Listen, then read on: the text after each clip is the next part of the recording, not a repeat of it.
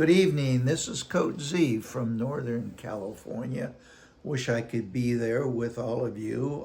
I know that on this video I'm being challenged because I know there's a rough crowd that's going to be watching this. I want to get it right, but I have to tell you, aging is not for sissies, and I'm probably going to make some blunders, and I'm probably going to wander a little bit or ramble, so bear with me because I want it to be right. I was told that I'm supposed to talk about some stories involving Sweetwater basketball and how it got to where it did, and National City athletes. And Jesse gave me a partial list of a lot of people that are there tonight. And I wish I was there to say hello to some of them. I haven't seen for years. But I'll start out by just giving a synopsis, a short little background, and how I got involved in building this program from the beginning. I think this is the first time I've ever mentioned this to anybody, but after reflecting on what I wanted to say, I think the greatest influence on me when I got to Sweetwater was the Sweetwater football program. Boy, that's hard to say, but it's true. And I think Dave Lay and the coaches that were there were amazing. I remember, and you'll know this, Stan, that Stan Canaris, that I was invited to all the after-game football parties, and I went not as a token basketball coach, but I went to learn, listen. What drove these men? How did they get organized? Why did they spend the time they did? What they did right, what they did wrong? And that's where I got my first influence on wanting to build a program just like the football program. Same goes Gil Warren for Castle Park. I watched a lot of your games because I had Castle Park junior high school students for 2 years. That was my first job. And my basketball team at Castle Park Junior went 20-0. Great athletes that progressed up to Castle Park. Frank Saplon and Tom Baldwin, you may remember. But that's the beginning, and I was very jealous, and I was motivated. Watching the football program put a lot of fire in my belly. And the envy and the jealousy turned into a lot of admiration. And when I first started coaching, it was a struggle because I could get nobody interested in playing basketball. I used to stand outside my classroom door and I used to ask kids passing by who were over 6'2", would you like to play basketball? And the answer was always no. And I did get kind of an inkling that if I went after some of the football players, maybe they would want to play. And if Steve Riff is sitting out there, maybe he'll remember I approached him. And of course, you got to be kidding me. Nobody wanted to play in the basketball program. The first 2 years I had some memorable athletes that stuck in there with me, and we had 2 miserable losing seasons. Ron Tulio, I can never forget you. We had our ups and downs together, but you stuck with me. And because of athletes like you and wanting to help improve, you motivated me to keep going on. And I think I dedicated my future years of coaching to those first 2 teams that I had at as the varsity coach when I was about 24 years old, I think I said. But anyway, coming down there and learning, I still had an interest in law, and I went to law school at night and coached, but I didn't realize what was ahead in the amount of work. I just thought you just show up every season and coach was still probably is what 50 or 60% of basketball coaches do in this country. A lot of them don't want to build programs. They just want to coach a season. I wanted to build a program after the football programs. So I started, and the first thing I ran into was you had to have money. didn't know how to fundraise. And Marianne Peralta, I know you're sitting there. I had no clue about any type of fundraising other than going to the track meets. And I was selling popcorn and soda. And between classes, I was selling popcorn and soda. First year, I opened up the uniform thing in the back of the gym where they kept all the uniforms. Didn't have a complete set of uniforms. Some players were wearing different shorts to different tops, rips and tears. Some uniforms were pink. And I knew there's a problem here. Why aren't they getting new uniforms? Well, the goal was uniforms every 5 years, not the football team. And so I decided to investigate, go after what it was needed to try to get more money from the ASB, and I failed. And when I found out most of the program, the monies went to the football program, I got angry. But to make a long story short, we went from $635 my first year to get a set of uniforms to probably the best fundraising amounts of money that a high school could ever imagine. Thousands and thousands of dollars and beyond, and it was work. I think the number one thing that I like to emphasize is how hard coaches work who want to build winning programs. And the amount of work, the amount of time up until 1, 2, 3 in the morning, nobody wants to hear about, but that's what goes on when you want to build a program. So from there, I started to hustle kids in the hallways, and I think once again, the football coaches taught me that anybody who can walk and chew bubble gum around a high school campus could be a potential football player. And they turned a lot of those type of kids into football players, or at least had them on the team. And I started just hustling kids who were tall. Eventually, the fundraising became bigger and bigger. I was able to buy uniforms, and when I left Sweetwater, we were getting 4 to 5, 6 pair of uniforms a year. All the players had tennis shoes and warm-up gear, and we were sponsored by some corporations from LA Gear to Pony and eventually Nike.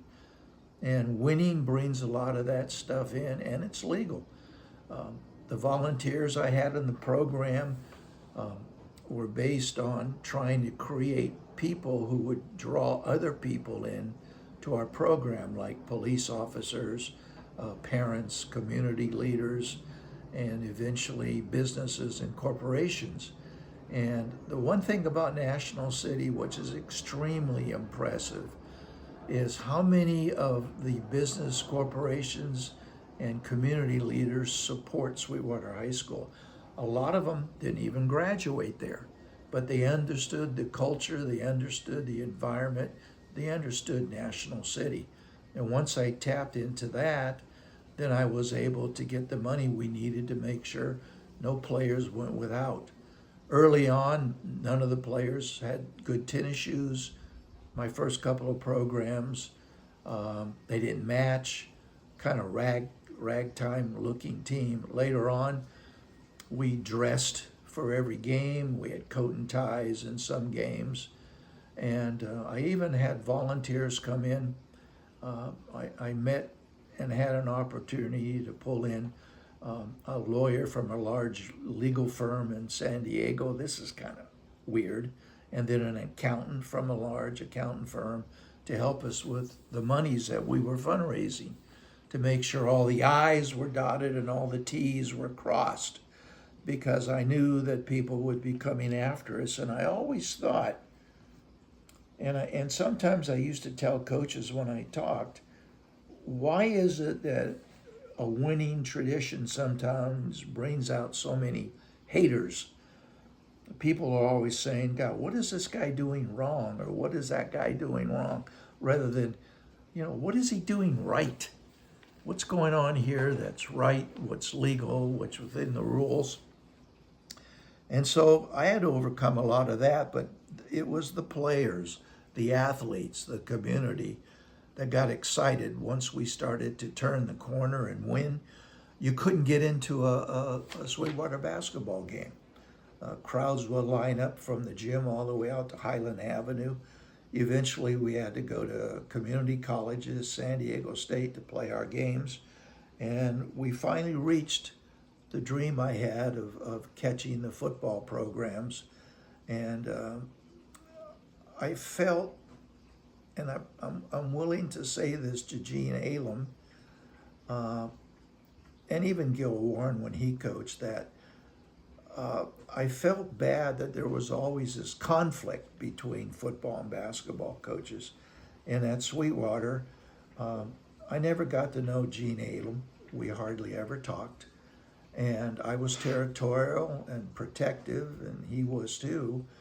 But today, after I've heard so many wonderful things about Gene through Jesse and the things that he's done, I take my hat off.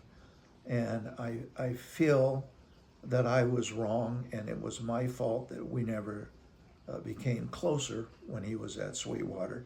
If the two of us had been hooked up together and got along, sky was even bigger. The limits were even higher of what we could do. But for the most part, I outgrew that. And today, I just wish it would have been better. But that's part of learning. And just going down my little list, if you don't mind me looking at my list, I know I don't want to ramble that much, but once we started winning, I started thinking about how do you build a tradition. And I wanted a tradition like some of the national schools, so I would fly around the country and meet with powerful high school coaches, East Coast, Midwest, sit down, take them to lunch, take them to dinner. I had the opportunity to fly free and come back and put it all together and start taking little bits and pieces there and build the program until we got to the point where the money was coming in so fast and so much that I finally figured out how do you spend that much money, and how you spend it, you travel. And we started taking Sweetwater basketball national city on our backs, and we were going around the country, and eventually went to Yugoslavia, first high school team to ever go into the Eastern European bloc. We went 10-1 over there, played in front of sold-out crowds. We went to Paris, France for New Year's Eve. We won the tournament in Ponahou, which is where President Obama went. We won a couple tournaments up in Canada, and we played in one of the most prestigious high school tournaments in Hobbs, New Mexico, which a lot of players out there, I'm sure, remember. And we played in front of the biggest crowds. We beat a couple of nationally ranked Texas teams and Oklahoma teams. And that's how we ended up spending a lot of money. For some of you who don't know this, we took 67 people to Yugoslavia and Paris. And that took a lot of fundraising. But after that, we got into game programs, which became almost books. And people would put them on their coffee tables, and some of the players still have them today. But those particular items were things that made the program nationally known, because a lot of college coaches wanted me to send our programs to them every year. I met with college coaches. I got on the speaking circuit, and I was able to set up how I wanted all of our basketball players to be recruited. And we would present food when the visiting coaches would come in, some very famous coaches. We had John Wooden and Digger Phelps and Bobby Knight that were recruiting some of our players, and that was an honor. But to make even the story shorter and shorter, At count, I counted 44 of the Sweetwater basketball players that went on to play Division One, Division Two, Division Three, or JC, and a couple of them went on to play pro ball and did very well. Most of you know Michael Pitts played in Europe, and so did Darren Lee and Reggie Wallace, and they did well. But creating a program that big was a tremendous feat, and it wouldn't have been possible if I didn't have the love and respect for the community and the athletes that came out of that community, and the fight that you had to have to make things happen. I know that a lot of things were controversial. Marianne Pratt and I could talk 10 years about that. But overall, everything was done above board, and I brought in all the administrators, including the CIF and the state CIF. We had to do this because we were getting so big. We were getting ranked every year nationally. There were pollsters and magazines and everybody coming to rank our team, and it was an honor. It was really an honor. The players deserved it, and National City deserved it, and all the work we put into it was very, very rewarding.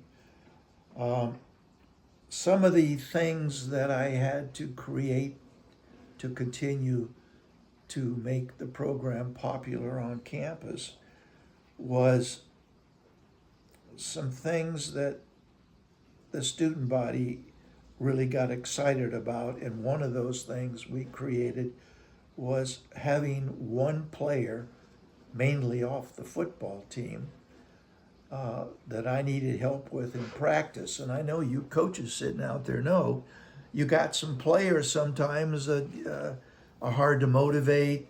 They screw around in practice.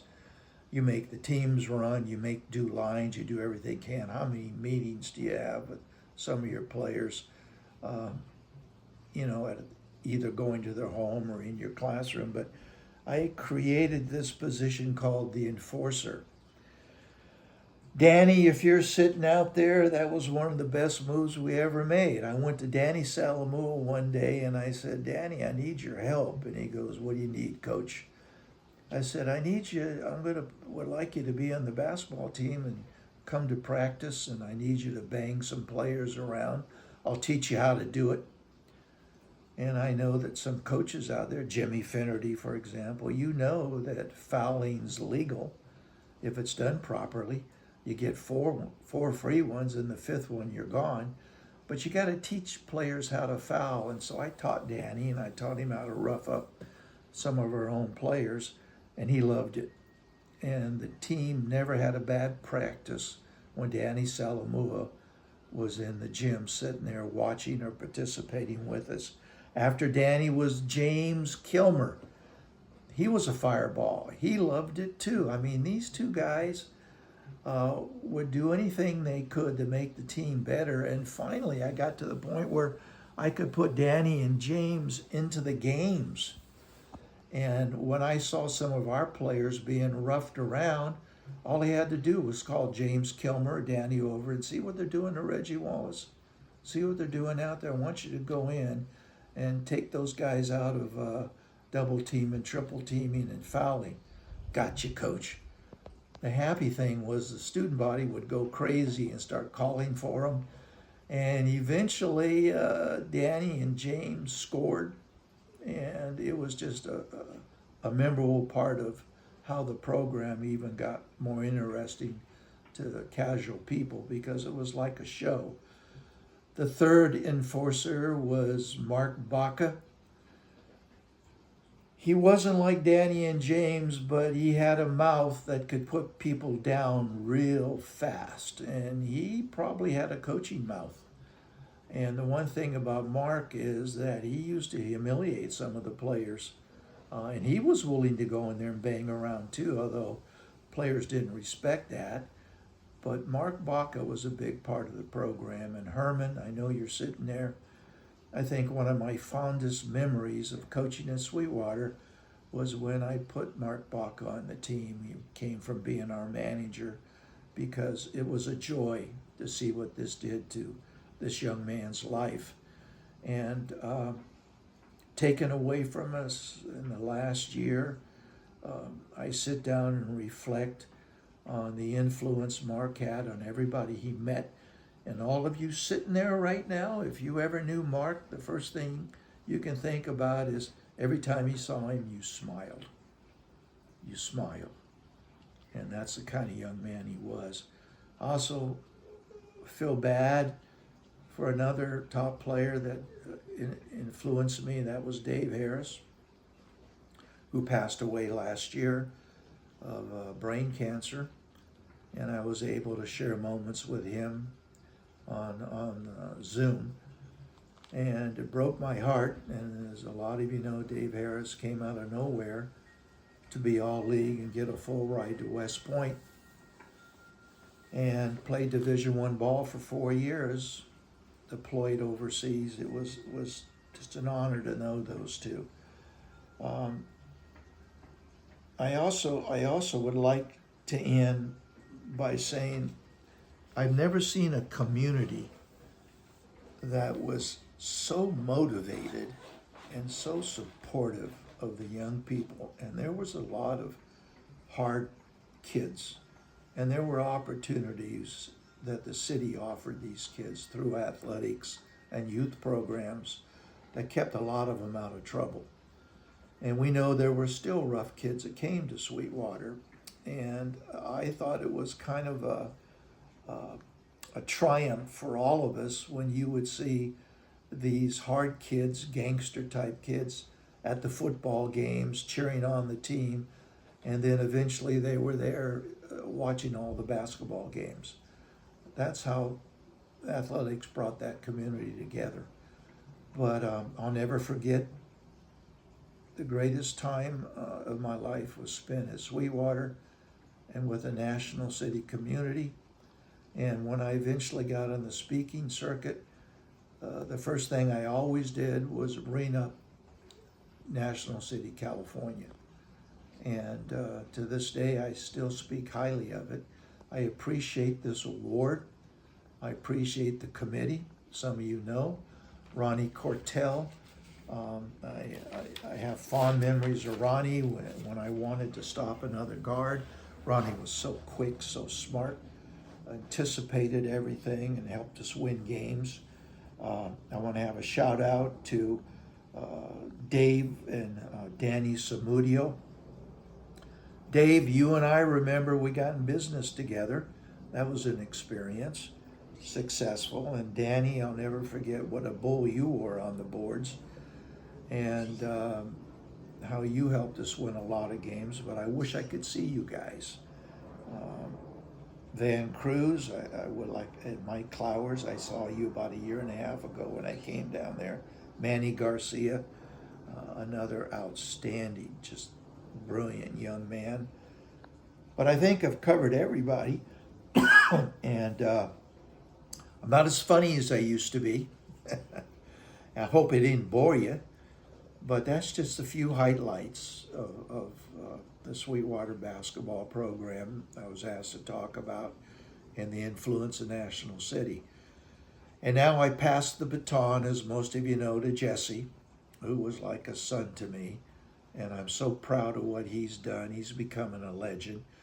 And I'm so impressed with Marianne Peralt for everything you've done, Marianne, because out of all your successes in the education field, you can't believe how impressive it is that you're going to end up being back in National City and a Sweetwater, I guess I would say, #1 fan of all time.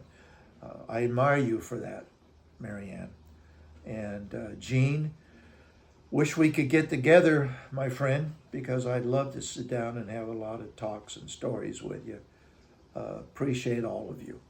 So thank you once again for this award. I thank the committee. And I hope this came out good enough where you're still awake.